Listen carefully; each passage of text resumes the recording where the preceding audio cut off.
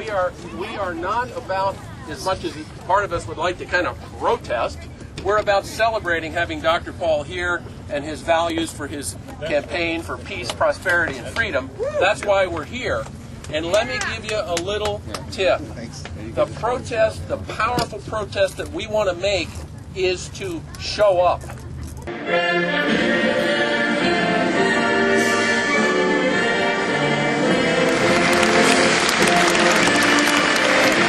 Ladies and gentlemen, Dr. Ron Paul.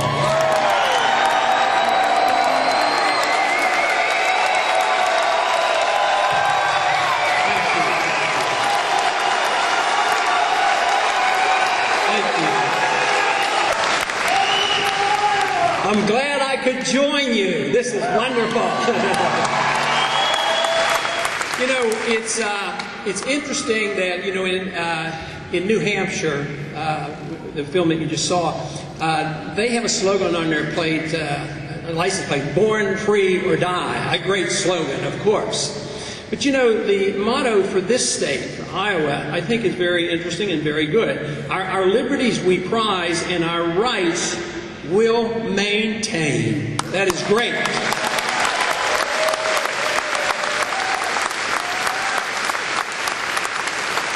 I imagine if you went through the various states, you would find many, many great slogans, and they emphasize one thing: the responsibility of the states. These were written in a time when states assumed a lot more responsibility for the protections of the liberties, and hopefully we can return to that status.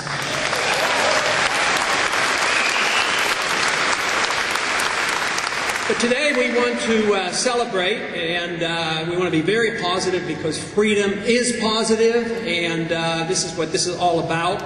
Not only is it a very positive program, but we also should have a lot of fun, and so far it sounds like you're having a lot of fun.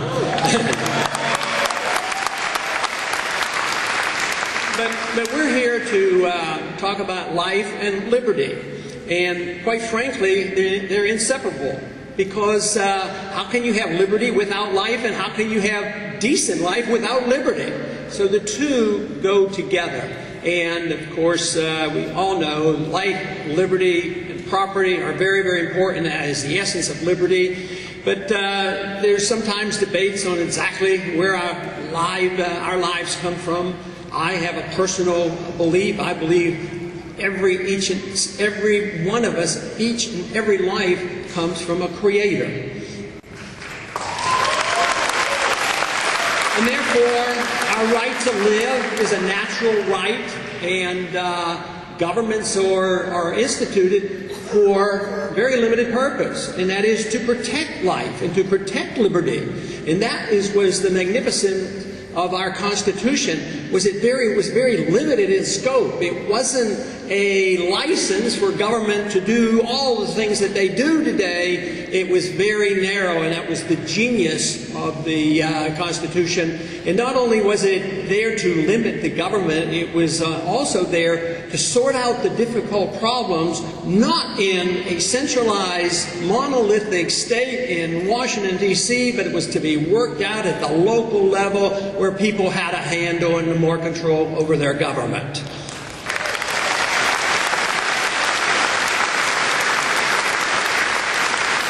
You know, the importance of life, I think, is crucial. There's been an ongoing debate for the last 30 years about, whether life prior to birth deserved protection. And I want very, very limited government. I don't want very much government in Washington, but as an OB doctor, as somebody who's been involved in politics and somebody who has concern for life and liberty, I find it difficult not to defend a life a minute before birth, just as I would defend that life a minute after birth. But this is, you know, last week there was a case in the news where a woman was murdered and her baby, her fetus, or she was pregnant, the fetus was killed as well, and there were 2 accounts of murder charges made against her. And so the fetus does have a legal right, and I think this is very important. I know as a physician, as an OB doctor, if I would ever have done anything to harm the fetus, I had liability. So this is a very legal thing. But you know, to me, it's more of the confusion, the message that we send out to the next generation. Because we're saying that you can pay me to take the life a minute before birth, but if the young woman that might throw her baby away the minute after birth, we arrest her.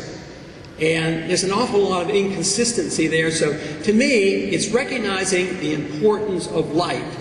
When we can preserve life, then we can deal with all the issues of personal liberty, and that, of course, is what we're interested in, and how do you preserve liberty. And we all feel blessed that we have had the opportunity to live in a country such as America, where we've had a more generous approach to this issue than in any other country. It's just that we have a lot to do before us to preserve that liberty, but I do not believe for a minute that we cannot, that we will be able to achieve that task of preserving that liberty.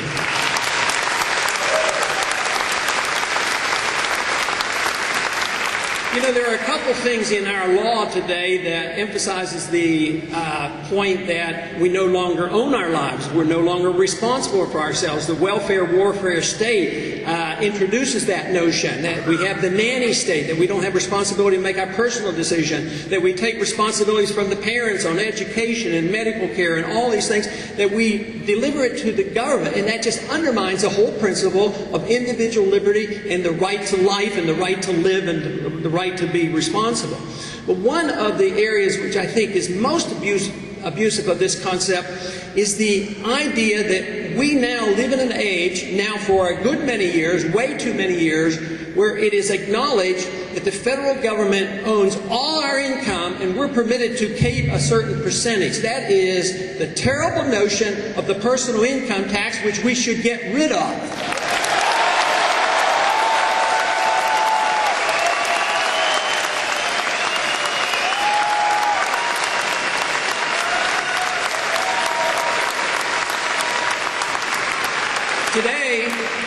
Today we still endorse the notion that we own property, but in truth we don't.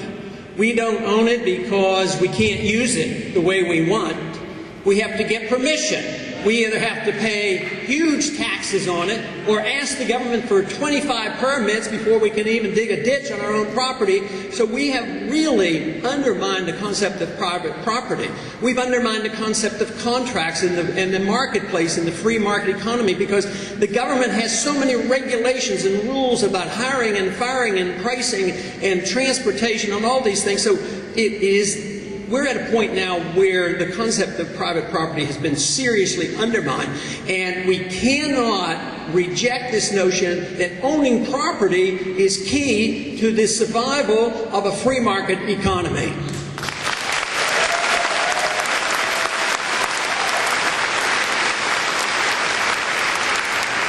Another area that we have allowed ourselves to ignore, another basic principle about who owns us and who's responsible for us, and that is the idea of selective service and the military draft.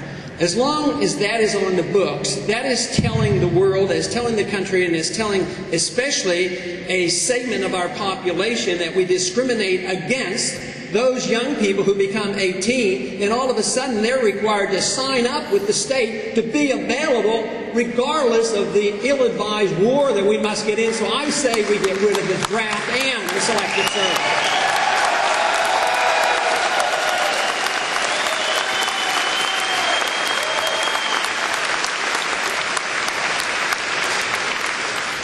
You know, in the debate so far, we have not talked a whole lot about the significance of our economy.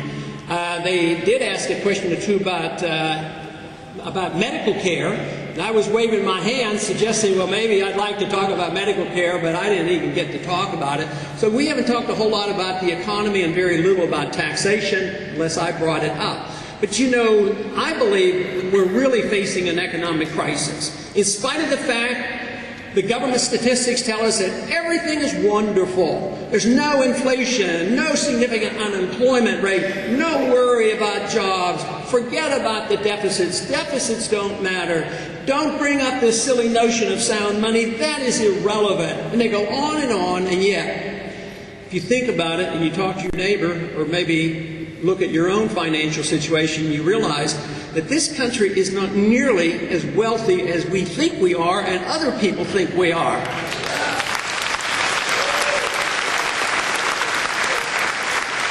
When you think about it, everyone in this room, if you had a generous banker and he was willing to loan you $1 million a month and never ask you to return it, we could all look pretty prosperous. But bankers can't do that. After about 2 or 3 or 4 months, he might call the loan or quit loaning it to you, and all of a sudden you're seeing their living changes. This is the way this country is operating. We're operating on the idea that we have permanent prosperity. We have rejected the notion of free market capitalism and sound money and savings. We save nothing, but we have prosperity by overconsumption, by borrowing money. Not only individually, but by the corporations and by our government, and we're passing on these debts to the next generation. But we're borrowing, our national debt's going up approximately $500 billion every single year. We're financing a war by borrowing from places like China. We have to borrow between $2 and $3 billion every single day to finance our current account deficit. That's how much beyond our means that we're living. And it works fine until they quit loaning to us. And then all of a sudden, prices will go up, and interest rates will go up, and there'll be a lot of inflation. Some of you in this room, I'm sure, remember well what happened in 1979 and 1980. In order to protect and save the dollar, they had to bring interest rates up to 21.5%. And unemployment rate was 12%. It was the worst condition since the Depression. And we had inflation rate. They admitted to the prices were going up at a rate of 15%. Today they claim, no sweat, prices are only going up 2.5%. But in order to get to those numbers, we have to fudge the figures. We have to change the calculation of the CPI, and we have to omit housing and energy and food. So if you don't eat and you don't drive and you don't have any medical bills, then you don't have much inflation to worry about.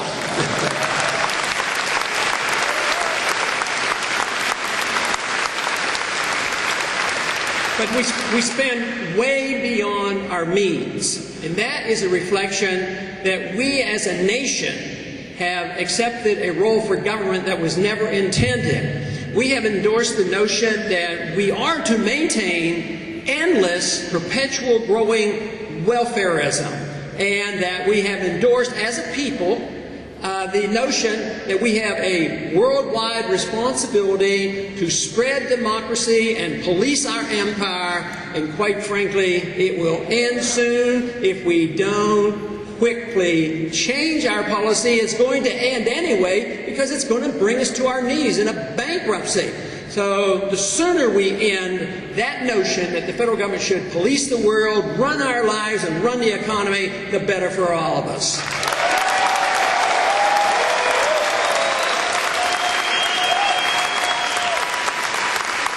You know, we all understand the principle that the federal government assumes they own every single penny of our income and allow us to keep a certain percentage. And the way they collect taxes is obviously unconstitutional. The idea and notion that we're all guilty until proven innocent, and that we are literally compelled to be slaves to the government by producing records on our employees and all the onerous things that we have to do. But there is another tax and there is another system that we have to address. And this is the area that a lot of people make fun of what we say in our campaign. Matter of fact, I've only been saying it since 1974 in every single campaign I ever ran. And that has to do with monetary policy and the need to get rid of the Federal Reserve System.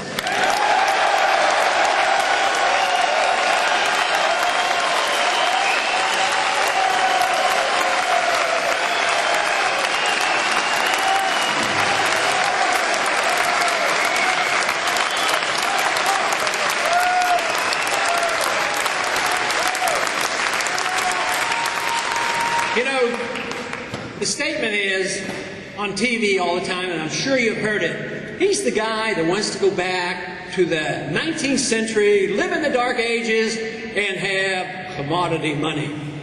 But do you know what? the whole idea of paper is so silly, ridiculous, and dangerous. I can't imagine how the people can accept the notion that a government that nearly everybody in the country now distrusts turns over to the government this power to work in collusion and secrecy with the central bank to create money out of thin air to pay the bills, and then they wonder why we have problems.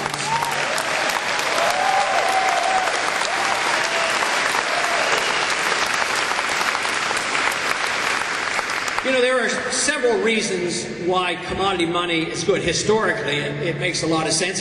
Even in our own history of the United States, the founders had bad results with inflation.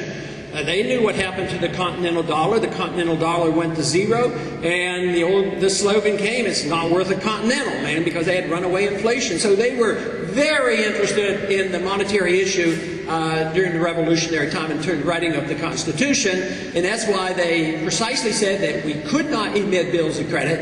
Only gold and silver would be legal tender, and historically they knew it led to trouble when you allowed governments to debase and destroy the currency. So history is on our side, and there's been never a paper currency ever persist for long periods of time. It always destructs. And it's always entertaining and interesting to me to see when they dig up a vessel in the bottom of the ocean that's been there for 500 years and they find these barrels full of gold coins, and guess what? They're still worth an awful lot of money, you know. But you know, there's some very good reasons to be for sound money. There's a moral reason. It's deceitful, distrustful for governments to participate in counterfeit because they are debasing the value of money. They're stealing from us. It's a form of taxation. So it's a moral issue as much as anything.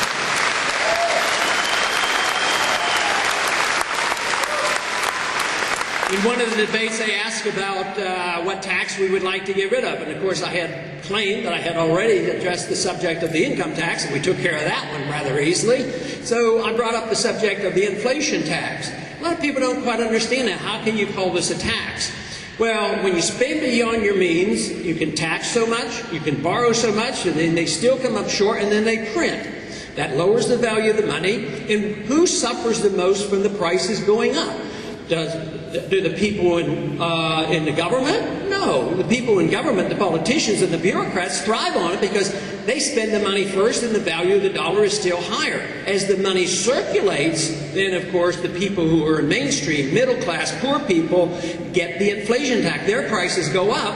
So truthfully, I believe their inflation right now, their cost, the loss that they have to the purchase power of their dollars, probably well over 10%. So somebody is literally stealing from them 10% of their hard-earned income every year. That's why they don't want this secret out of the bag, because this is the gimmick that they've been using and will continue to use. And it serves the interests of special groups. Let's say that you happen to be in the military-industrial complex, and the money gets spent first, and you happen to be a Halliburton or some other company. You get that money when it's still maintaining value, and they did not have to force more taxation. They just printed this money, so there's a tremendous benefit, and that's a transfer of wealth. The characteristic of inflation, the destruction of currency, is that it wipes out the middle class. All we have to think about is recent history in South America and Central America, and our next door neighbor, how destructive it has been to Mexico. Just think, if we wanted to deal with our problem of immigration, maybe if the Mexican government, and matter of fact, there's a move on in Mexico to have a sound currency and a healthy economy, that would do a lot to solve our problems here in the United States.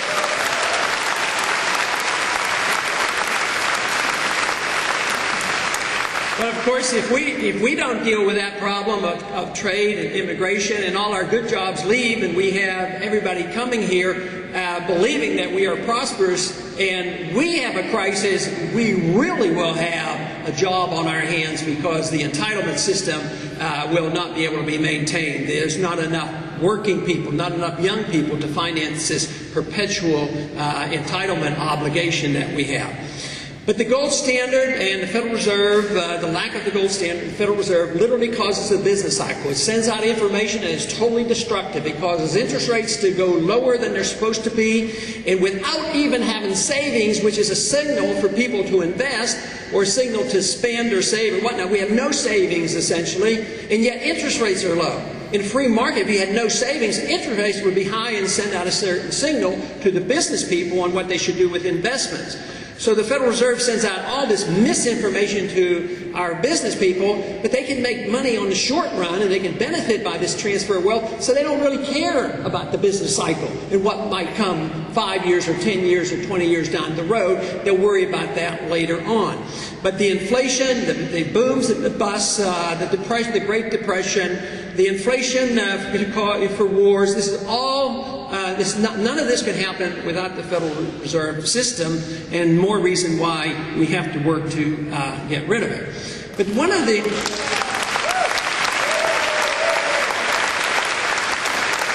There's one other very important reason why we have to think about the money issue, and that is it enhances the growth of government. Because they don't have to tax us directly, and because they don't even have to borrow and they get to inflate, they also get to spend the money. So the average politician benefits from this. He goes home and says, I voted for this, this, this, and this, and I didn't raise your taxes, so therefore I deserve re-election. And tragically, most of them are still getting re-elected. You know, they're getting re-elected, and yet irresponsibly the government keeps growing. We've been able to delay the penalty, the real detriment to this system, because it doesn't come immediately. And the people who suffer are the innocent people. They're the poor people who don't have a lobby. They're not the Wall Streeters who benefit from this. The other category of people who benefit tremendously from this monetary system are the banking interests. Because not only can the government create money out of thin air in order to pay the bills for the government, that the transfer of wealth also occurs because banks create credit out of thin air. They can pay, if they have $100 of your money in your checking account, they can loan that out, maybe $90 of it, so they have $190 in the bank just like that. In true free market banking, if you have $100 in your checking account, you're the only one who has access to it unless you loan it to somebody through a plan of a CD or something like that. So this is quite a bit different. This is why there are powerful special interests that want to protect this monetary system. But the market is on our side. When we reinstate the free market and liberty and the Constitution, we will not have this type of monetary system that we have today.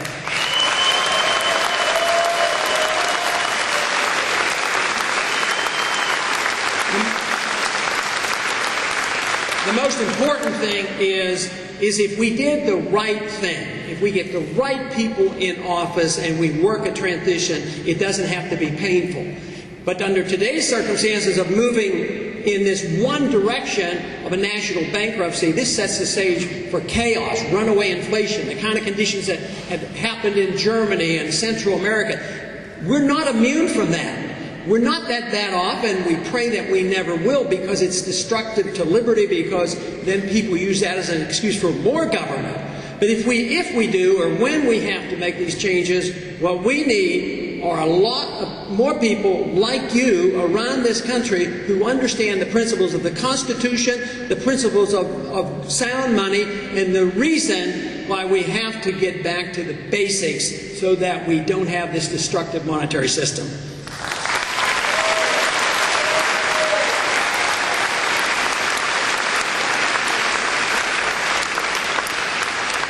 You know, over 30 years, I've talked about foreign policy, and some of you know that I've put many of those statements together in a recent book dealing with foreign policy, because it is very, very important. Because if you have conditions where we're fighting war, liberties are always undermined. Randolph Bourne made the statement, wrote many years ago, he says, war is the health of the state. And if war comes, there's always excuses to expand the state. And sometimes those who like to expand the state don't mind for a minute to have a war or two on the books so that they can expand the state. But you know, in the debates, at one time where I elicited a mild bit of a response from that mayor that used to be up in New York City, you know, in some ways, in one sentence, I think I more or less summarized everything I put in the book. And that is the concern about our policy. I said the subject of our being attacked. And my statement was simply this: they are over here because we're over there.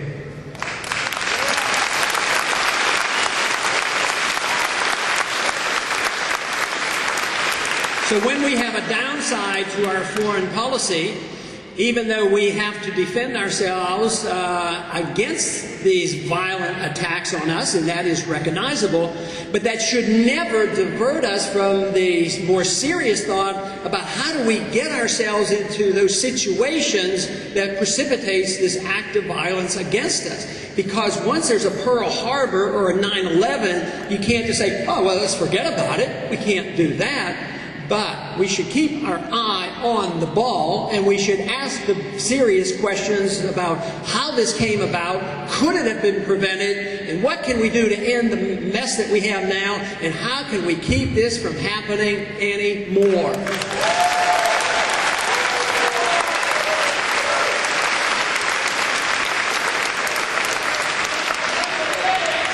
I've talked a lot about what's going on in Iraq, on the debates, as well as many, many hours on the House floor for many, many years.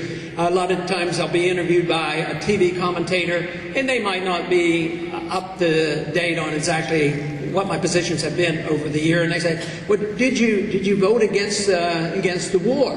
And of course, the real answer is I voted against the war probably 15 years before it started. And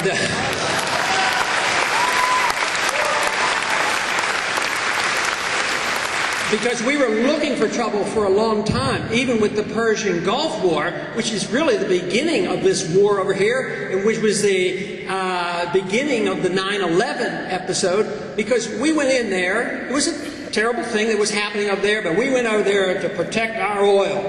And of course, what did we do? We left some troops in Saudi Arabia, and guess what? Our old ally bin Laden turned against us. Can you imagine that? Here we had been his friend and helped him when he was trying to chase out those Russians out of Afghanistan, and now we're in his country, his home country, and we have a big military base on their land, which they consider holy land, and they highly resented it. So this was just stirring up trouble. And then, of course, after we chased the Iraqis out of Kuwait, we continued a bombing episode for years after years after years. And then, of course, in 1998 was when I really began to speak out about the coming bigger war. And the Clinton administration had the Congress vote on what they call the Iraq Liberation Act. And this was brought up under suspension. It was supposed to sail right through, and nobody was supposed to say a word about it.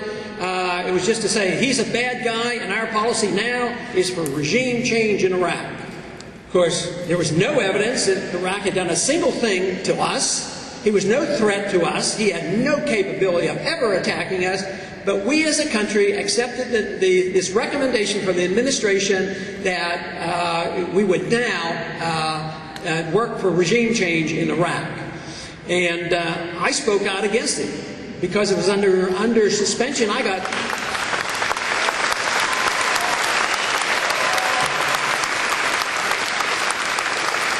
Because it was under suspensions and both parties supported the war, this proposal to eliminate Saddam Hussein, I got the 20 minutes in opposition against the rest of them who had 20 minutes to divide up among all of them.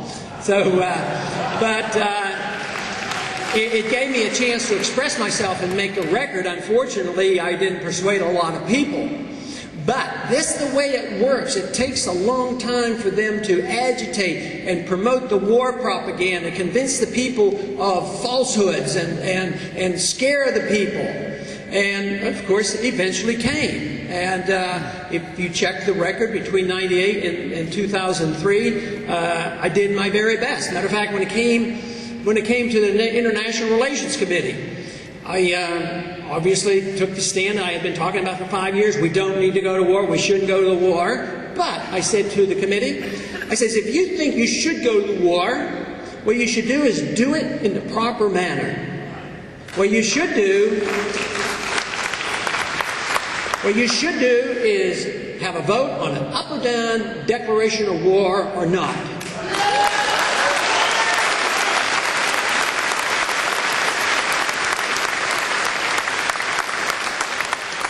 So I accommodated them to give them their opportunity they were looking forward to get the vote on that. So I offered the amendment to declare war.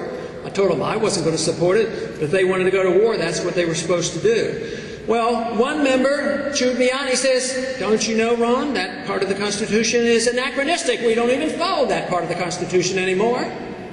And somebody else said, that is frivolous. That the idea that you brought the Constitution up, that's a frivolous idea. And somebody said, you know, that is so impractical.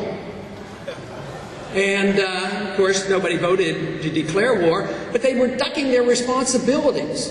The responsibility falls on the Congress to make this declaration.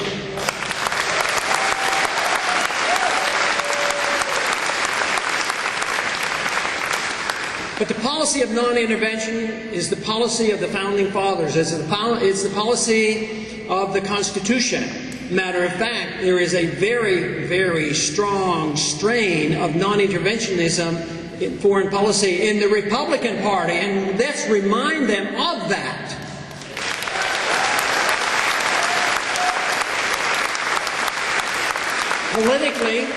Politically, peace is a winner, war is a loser.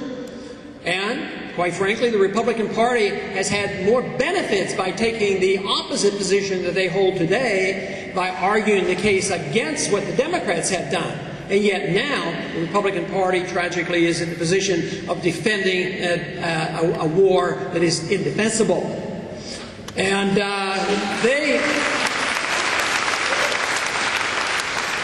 they now are having a bit of trouble because of that, and there's no way that the Republicans can continue to do well without resolving this. But the Republican Party, just think, after Vietnam, after Korea, Eisenhower ran on, I'm going to get this war over with. I will go to Korea, I'm going to stop this. So the blunders of the Truman administration were corrected by Republicans coming in. Vietnam in 1968, that's what the election was about. Nixon didn't do his job, but he was elected because the country was sick and tired of a no-win war. Undeclared, no-win, illegal war that was draining us financially and draining our troops and everything else. So the Republicans had a political benefit from that. What about the year 2000? Where were we politically in 2000? I mean, our president was running on a program, well, this Clinton, he's a terrible guy. Look at the mess he had in Somalia, pretending to nation build, involving in internal affairs, policing the world. I, as President Bush said, I will have a humble foreign policy. And that won the election. People were reassured. I actually thought, you know, that sounds good. I sort of like that. That's what I want. But here we are, as a party, in an indefensible position, and of course I'm making a suggestion now and then that not only would this country not benefit from a change of policy, the Republicans could benefit as well if they would change their ways in this regard.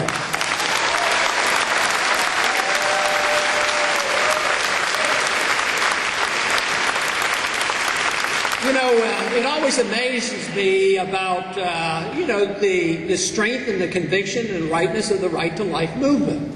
Life is precious, and we should preserve life and allow life to come in.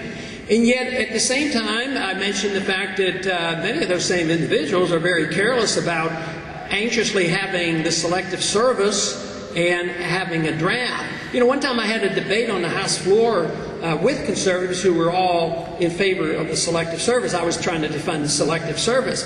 And I chastised them a bit. I said, you know, I said, in many ways, you think more of your guns than you do of your kids. You don't want your guns registered, but you want the government to register our kids.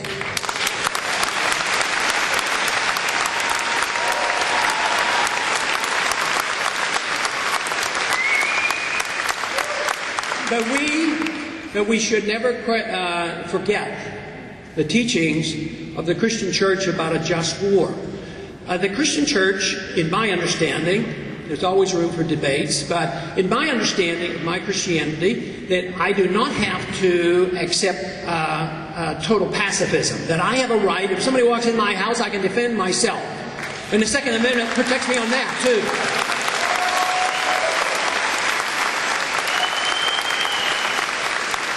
And that we as a nation have a right, if somebody's going to attack us, if there is even an imminent attack, or if they do attack us, we have a right to protect ourselves and use violence against this threat of violence.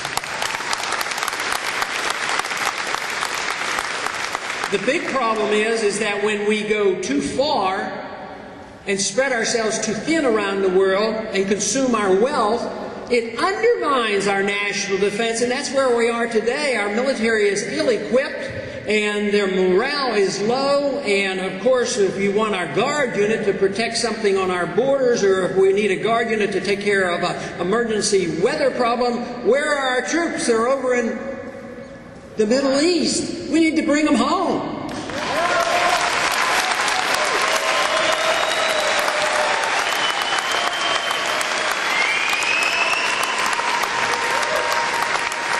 And another group of people we would like to bring home. How about those 120 to 150 border guards that we took off our border and sent them to Iraq to train them to protect the borders over there? We need them home as well.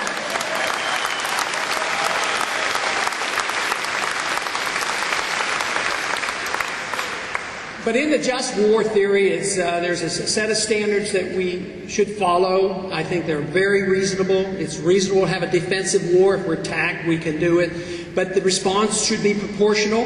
And one thing is interesting, that doctrine says the proper authorities should declare the war, which means that we should strongly resent the fact that we now, including this transfer of power to go into Iraq, I resent very much that we send our kids over there to enforce UN resolutions. That's bad.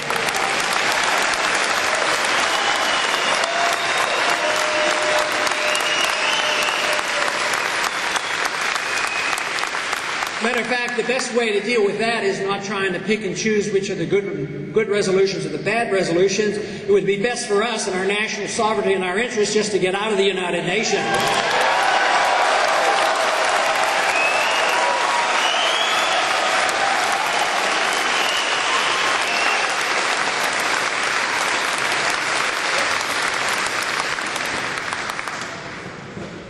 I said that Bourne said that health is war is the health of the state. Inevitably, even throughout our history, even before this 20th century, war did lead to the undermining of our personal liberties during the Civil War period, and certainly World War I and on. Sometimes we recapture those liberties and sometimes not. So whether it's a war overseas, our civil liberties are threatened. Whether it's a war against drugs, our civil liberties are threatened. And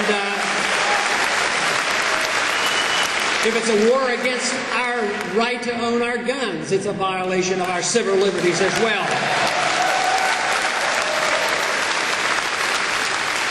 But I am afraid we're in worse shape than we were even when Wilson abused the rights of Americans, because he was an abusive president in that regard, but some of those rights were recovered again. But today we are told that the war is endless. We don't know who the enemy is. We don't know where they are. There was an attack today, and the suggestion was that it might have been by Pakistanis, by two individuals. It's all that was on the news. So they're saying, oh, that's part of the war on terrorism. I mean, Pakistani, it could have been Indians, or who, we don't know. But the idea that two individuals have excited us to practically get ready for the next war. I mean, it is totally endless. War on terrorism is not a war. Terrorism is mere tactics perpetuated by various individuals. And once we are told by our own government that this war is perpetual and it's indefinable, it's worldwide, which means they want license to go anywhere they want, anytime they want, and they expect us to be there to pay for it and send our kids, and it's time that attitude ended.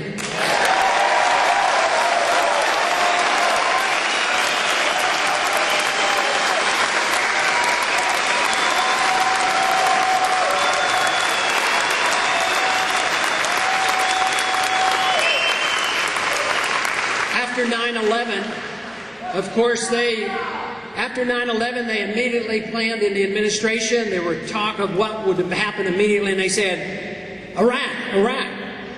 Of course, there's still a large number of American people still believe Iraq had something to do with 9/11. There was zero relationship with that. And yet the plan had been laid, of course, in 1998 to go in there. You talk about an interventionist policy backfiring on us. The balance of power in the Middle East was a mess over there. Of course, we had been disrupting the area for a long time, supporting the Shah, precipitating the uprising of the radical Islamists in Iran, and of course, us being an ally of Saddam Hussein to invade Iran. No wonder they get a little bit annoyed with us, and then being an ally with Osama bin Laden in Afghanistan, and on and on. But even after all that, we had the Taliban on one side, we had Saddam Hussein on the other side, and we had the Iranians in the middle, and the Iranians were pretty well held in check. They weren't invading anybody, threatening anybody, and what did we do? His two arch enemies. The Iranians' two arch enemy was the Taliban and Saddam Hussein. So we go out and we get rid of them.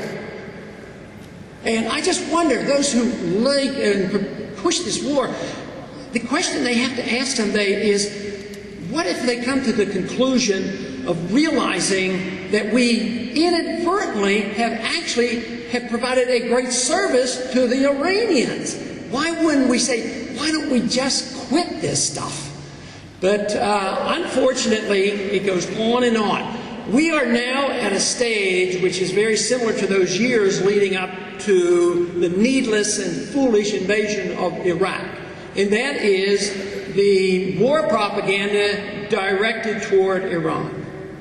There is a preparation going on. It probably will not be the same as what happened in Iraq because we're running out of troops. But once again, are these embargoes and these boycotts? These are acts of war when you prevent countries from importing goods that they need to survive on. This is an act of war. And what happens? Other candidates in our party have said, we will take nothing off the table, even a nuclear first strike against a country that is incapable of threatening us. I mean, we have to come back to our senses on this. Why are we so scared? Why are we so intimidated? We don't need to be. We should be confident. I mean, we're capable of defending ourselves.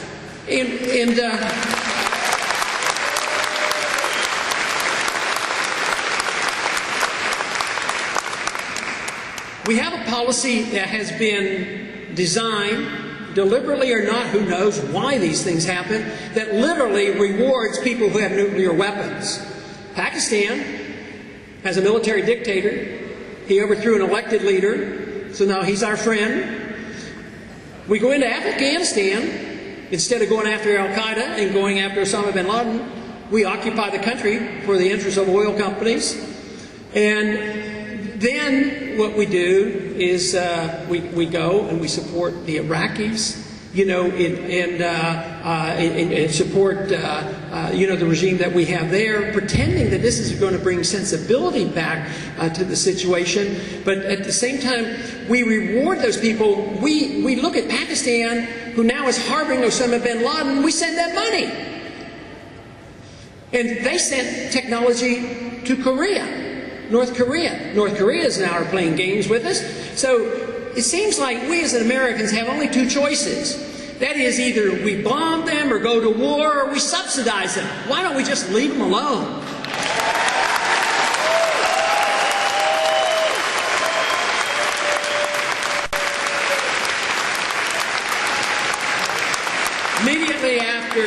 9/11 and the attack on our civil liberties became very determined.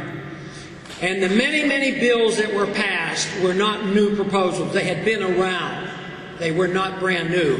But the 9/11 attack was the excuse. And it wasn't hard to gin up the eagerness in the American public. And many members of Congress knew that they had not studied the bill. They couldn't have. We only had an hour or two to look at it, and it wasn't even really available to us. But when the Patriot Act came up, when I asked them about, why are you voting for this? You haven't even had a chance to read it. They said, well, the American people want us to do something. If I don't vote for this, then I haven't done anything. And besides, it's the Patriot Act. I won't be patriotic if I don't vote for this bill. So they voted for it. And then we start worrying about what it has done. And it has done a great deal of harm. And it's on the books. And it's not the kind of thing like they did in World War I, where many of these things were reversed. This war is perpetual. And it's going to last a long time. They're not about to change their tune. Why is it now that we have warrantless searches? Why do we have the rejection of habeas corpus? Why do we have this notion that even information that is obtained under torture is admissible in court? And why did we, as a Congress, change the Insurrection Act? The Insurrection Act had for many, well, since 1807, I believe, that it said that the President has the right to declare an insurrection, an emergency, with the consent of the governors and the Congress. But now, it's only under the consent of the President. Anytime. And for very lax reason. For medical reasons, for weather reasons, public order, they can declare martial law. And then you can be held, American citizens can be held as enemy combatants, in which means that the stage is set for American citizens to be held without due process and even being heard before a judge. And very, very dangerous. And quite frankly, I don't think we're going to see that massively abused in the next few months or even a year or two. But the idea that we're moving in that direction, we have no idea why. What was the purpose of removing those protections? If somebody didn't think it was a good idea as a, protecting whom? Protecting the state. We're supposed to be existing, and the government's supposed to exist to protect you, not the state.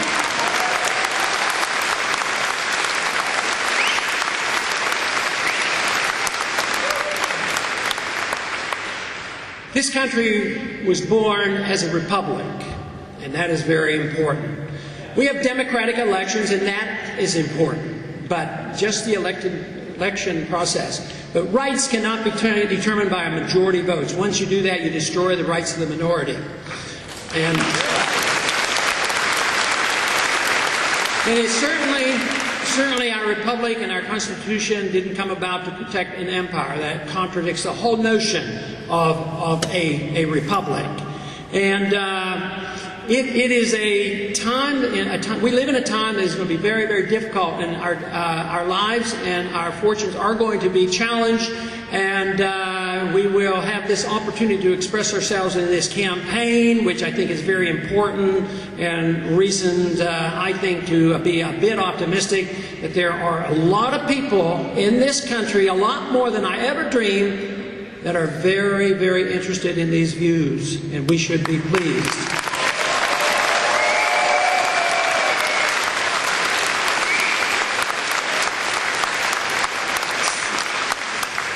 There has been some, I believe it may have started in Arizona, and they talked about a revolution.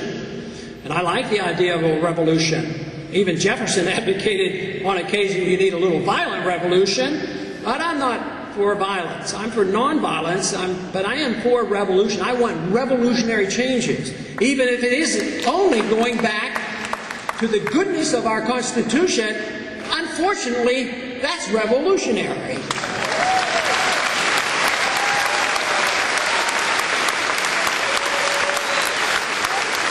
You know, there have been many peaceful revolutions throughout history, and they're usually carried out by a small group of individuals dedicated to certain principles, and they usually get challenged.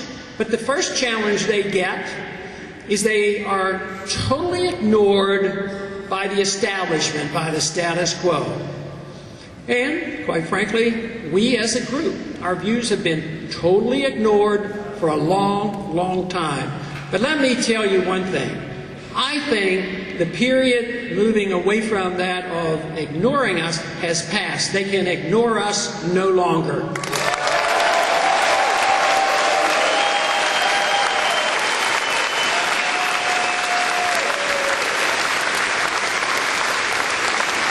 The second stage is usually that of ridicule, and I'm sure many of you in this audience have been ridiculed for your belief, for you standing up for principle, for even joining in this campaign. Why would you support these silly notions? And on TV, I have been exposed to a bit of that. My goodness, you support that, and on and on.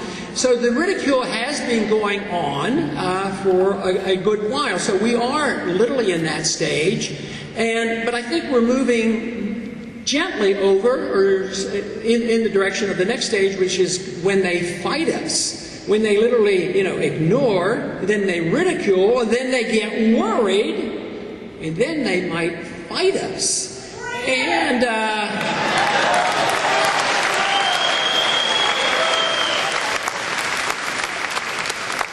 a philosophic fight, of course. But when you think about it, immediately after the first debate, somebody in Michigan, anybody remember that story? Somebody in Michigan said, we need a petition, we need to get that guy off the stage. He doesn't represent what we believe in. And I have to confess, maybe that was true. But they wanted to, of course, silence us and our movement. And yet they now, of course, have done something rather recently. So they failed to invite us to some of the parties that they have. So sometimes that leads to having a bigger and a happier party.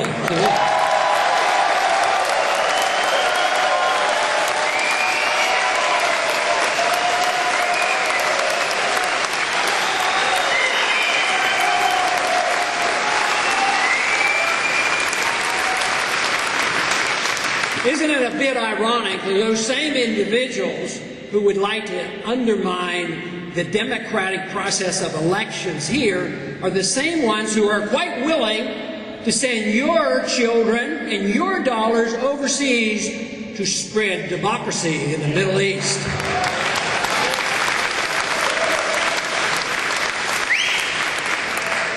They try to ignore, they can't do that anymore. The ridicule isn't working, and they are getting a little tougher. But then in the end of the successful revolutions in ideas has always been that you win in the end.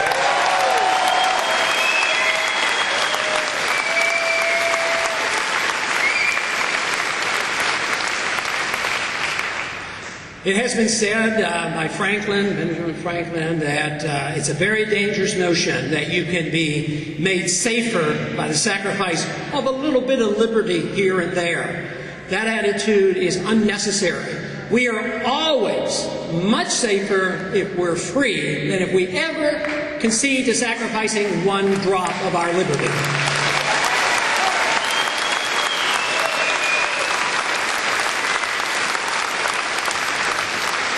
The purpose of all political activity should be very singular. It should be for the promotion of liberty. No more complicated than that.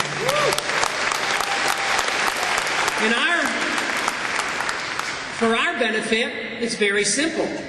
I, as an elected official, it's not complicated for me. If my goal is to protect your liberty, all I have to do is fulfill my oath of office and obey the Constitution.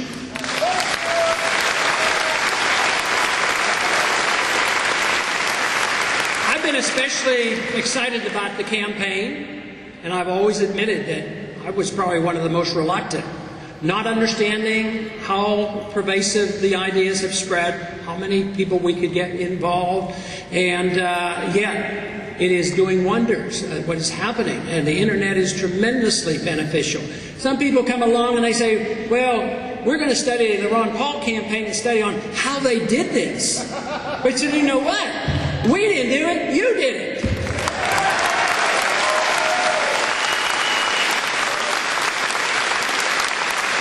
The other thing that's exciting about the campaign is the fact that young people are coming. The next generation are coming. They've been tipped off. They have come to realize that they're getting the bad end of this deal. They're inheriting a mess. They're inheriting debt, bad money, and a government that's abusive to their personal privacy and their personal liberties. They understand about the real ID and the invasion of privacy on the internet. They understand that government is pervasive in their lives. And they also know, young people are starting to realize that they can add up. A little bit of arithmetic tells them, well, there's 70 or 80 trillion dollars of obligations, and their numbers are slightly lower each year. Where's the money going to come from? It's going to come out of their hides? So maybe, just maybe, this new generation that is coming in will be on our side in the preservation of liberty, and that to me is really exciting.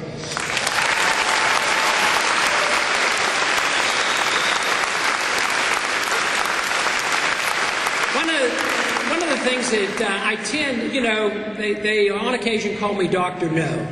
And people say, well, is that good or bad? And I said, well, I don't like to be negative. I want to be positive. Now, I told my wife this, and she knows about it, but a lot of my staff loves it.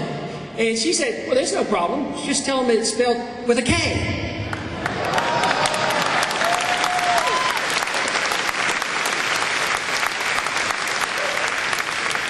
But the ideas of liberty are young. The ideas of America are very young. So I resent this negative approach. Oh, you're going back to the 19th, 20th century. Yeah, he would be a good candidate in 1832 or something. And true principles aren't dated. And the principles of liberty are very young.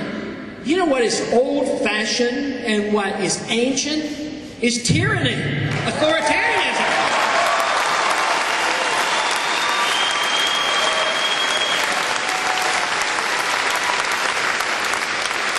The whole notion of the respect for the individual is what is key. But the secret to liberty is the assumption of each and every one of us to assume our responsibility, to be self-reliant and dependent on ourselves and get the support from taking care of ourselves and taking care of our families. That's what counts. When you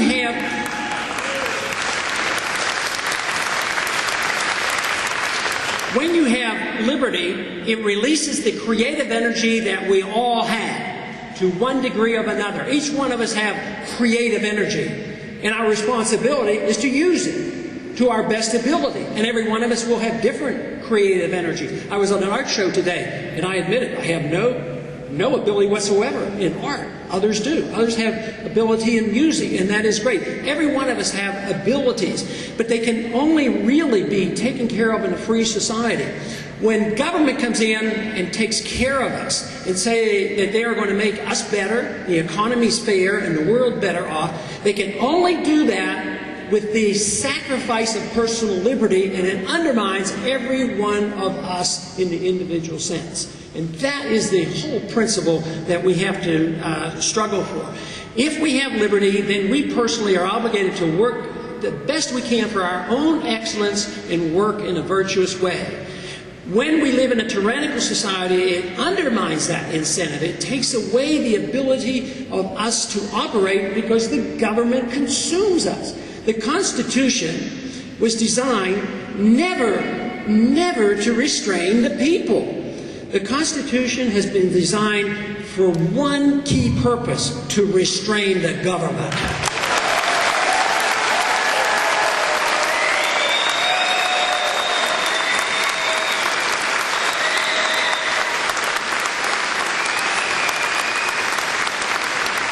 I see the Constitution as the glue that brings us together. I would venture to guess that this is a diverse crowd. There are probably people coming from all walks of life. And yet, some are Republicans, some are independents, some are libertarians, some are constitutionalists, some may even be Democrats for all we know.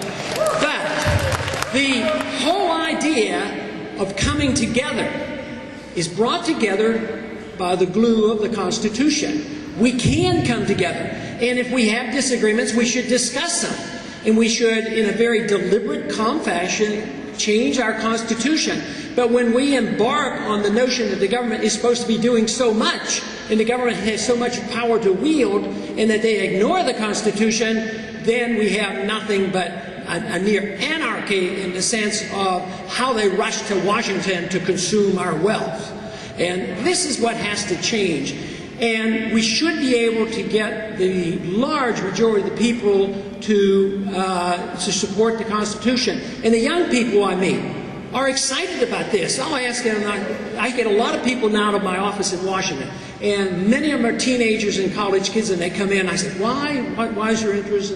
And I ask them all these questions. They say, well, I saw you on the debate. I said, what was it? And they said, well, we'd like you to talk about the Constitution. And these are young people.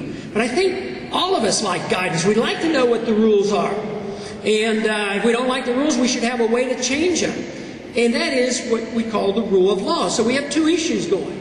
We have our liberties and we have our the individual items, but we have to find out the best vehicle to bring about these changes. And the Constitution is by far, the best, but it's still very imperfect. But man is imperfect, but the vehicle is there for us to change it when we need to. But the other vehicle that they gave us, the founders gave us, is that we don't become dependent on a centralized government. The government should be our government over our lives and over our families and our friends in our neighborhood, but the rest of the government should be very, very local. And under those conditions, we can sort out a lot of these problems. One time in the debate, they asked something about stem cell research. Once again, it's up there. You get two choices. You either prohibit it or you subsidize it. Why don't we let people and local government make these difficult decisions rather than some bureaucrat and politician in Washington? What about energy? People ask me, what's my energy plan? Well, I think the market should decide the energy plan. Do you know about prices? How prices work? But then they come up and they say, well, they might not develop an alternative source. Well, how do you know? They develop a lot of other things in the marketplace. But governments don't have to have an education plan, a medical plan, an energy plan. They should have a plan for the government to get out of our lives and leave us alone so that we can solve our problems. This is what we need.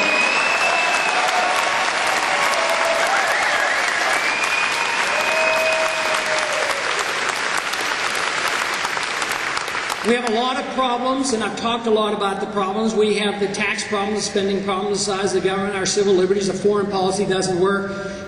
True to my word, I'm an optimist. I believe that we can do a lot. I believe more is happening in this campaign than I ever dreamed. It's still early. Maybe a lot more may even come about in the near future. We have quite a few months to go. But the one thing that I'm firmly convinced of, I know my limitations, but I also know the unlimited benefits from freedom. And that's what we need. We need more freedom, not less freedom, which means we need less government and more individuals in Washington from the president on down that will obey their oath of office and design all their activities for the preservation of liberty. I thank you very much for joining me in this effort.